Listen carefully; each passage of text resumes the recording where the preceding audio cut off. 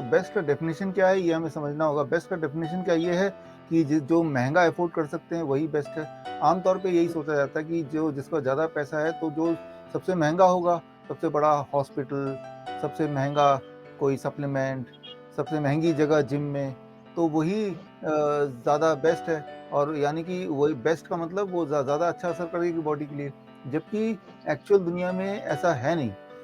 मान लो कि आप ऑक्सीजन थेरेपी लेते हैं सिलेंडर से, वो बड़ा महंगा है, लेकिन आप एक गांव में जाएंगे खेत के बीच में तो वो भगवान का दिया हुआ फ्रेश ऑक्सीजन मिल रहा है, तो वो फ्री का है, लेकिन उसको बेस्ट नहीं मानेंगे हम। तो बेस्ट का डेफिनेशन को हमें सोचना पड़ेगा। Anything which is more expensive may not be best, anything जो सेलिब्रिटी यूज कर रहे हैं that may not be best.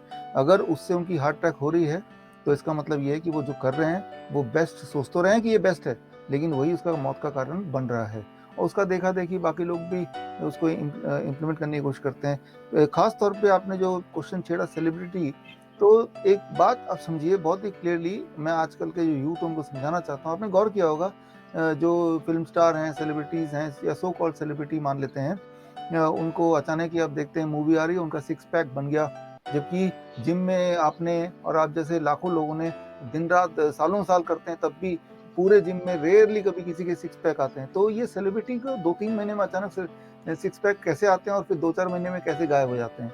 तो इसके पीछे पूरा खेल है, चाहे वो कोई भी खानो जो भी लोग हैं ये कि दिखाते हैं देखो जी सिक्स पैक है। ह्यूमनली कोई सिक्स पैक तभी बना सकता है इतने कम समय में जब वो स्टीरॉयड्स यूज करे।